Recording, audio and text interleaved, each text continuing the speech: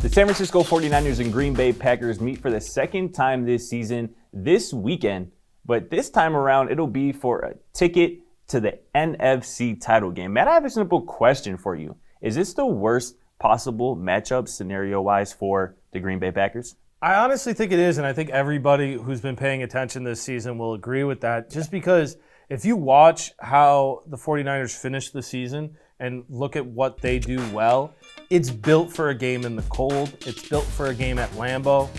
You talk about just handing the ball off to Deebo Samuel anytime is almost like a guaranteed 10 yards. Elijah Mitchell, who you've been high on all season, has been absolutely unbelievable. You still have to deal with George Kittle and what he can do, not just as in the blocking game, but also as a receiving threat. And then Brandon Ayuk is a great number 2 option. 100%. Jimmy G is going to give you one. He'll probably throw a pick, at least 1 point, but he's been good. He's been able to lead them football in some winning football games.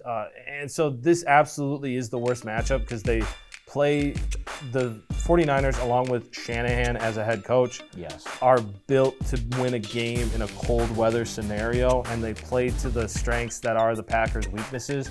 Packers have been great against the run recently, but I still have Green Bay winning this game, but it's going to be one heck of a matchup. It will be, that's for sure.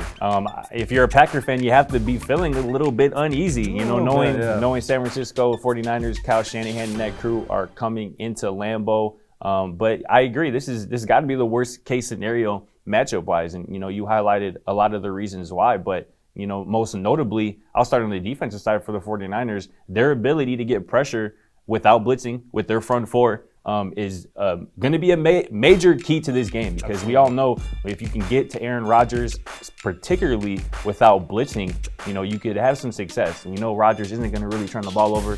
He's not going to make the mistakes that, Jimmy G might make at least once a game. But again, if you can get to him without bringing additional pressure, you can still play 7 in coverage. That's going to be a major key. But with that being said, the availability of Nicky Bosa, the availability of Fred Warner at linebacker is going to be very important for this game. And obviously offensively for the 49ers, their ability to run the football. Again, no matter who they're playing against, no matter what the defensive personnel looks like, they're going to run the ball down your throat in a multitude of ways, handing it off outside zone to Eli Mitchell, getting the ball out on a pitch to Deebo Samuel is going to be effective. And obviously that all sets up the play action game that Jimmy Garoppolo is very much efficient in, being able to throw the ball to Deebo and Ayuk, who you mentioned, and George Kittle, who was pretty quiet in that Super Wild Card round game against the Dallas Cowboys. That would scare me again if I was a Packers fan.